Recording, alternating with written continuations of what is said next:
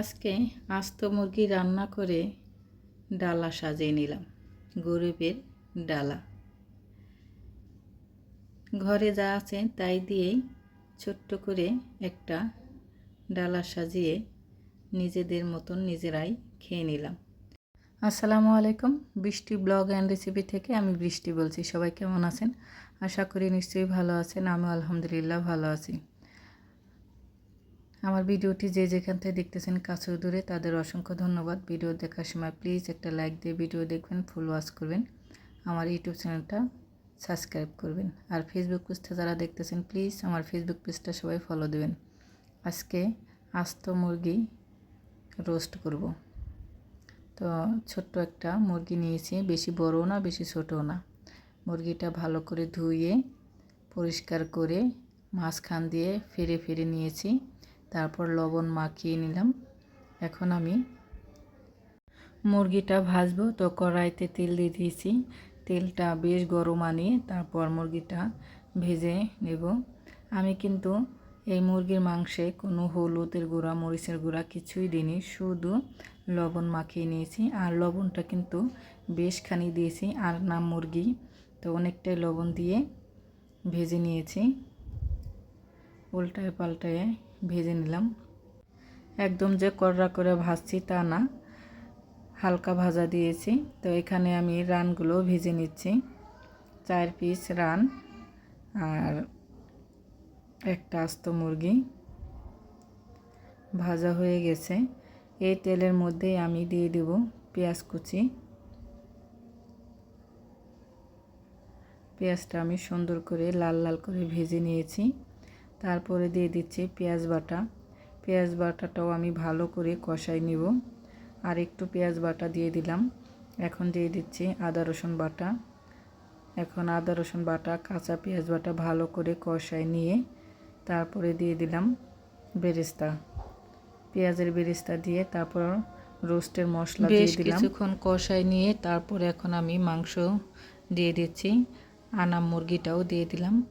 এখন ভালো করে কষাই নেব কিছুক্ষণ। অল্প একটু পানি দিয়ে দিলাম, নিচটা লেগে যাবে।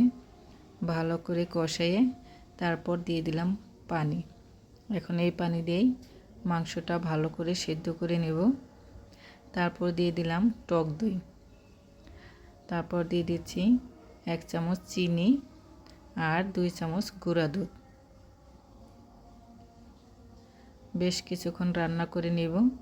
এখন কাঁচামরিচ দিয়ে দিলাম গ্রানের জন্য। ঘি দিয়ে দিচ্ছি। আমার কিন্তু রোস্টটা রান্না হয়ে গেছে, দেখেন কত সুন্দর কালার আসছে। এখন আমি পোলাও রান্না করব। তো পরিমাণ মতন তেল দিয়ে দিলাম। দারচিনি, এলাচ, লবঙ্গ দিয়ে শাহি জিরা দিয়ে দিলাম। এখন দিয়ে দিচ্ছি পোলার চাল। পোলার চালটা ভালো করে কষাই নিব। স্বাদ মতন লবণ। এখন দিয়ে দিব আদা রসুন বাটা। পোলার মধ্যে আদা রসুন বাটা দিলে ঘ্রাণটা কিন্তু দারুণ হয়। এখন বেশ কিছুক্ষণ কষাইয়ে তারপর পানি দিয়ে দিলাম। 1 কেজি চাল 2 কেজি পানি। তো চাল নতুন পুরান হলে পানি কম বেশি লাগতে পারে। তো আমি 2 কেজি পানিই দিলাম। বলক এসে গেছে। তারপর চুলার আঁচটা লোতে রেখেই পোলাওটা হয়ে গেছে। এখন আমি নামিয়ে নিচ্ছি। দেখেন কত সুন্দর হয়েছে, পোলাওটা কিন্তু দারুণ হয়েছে।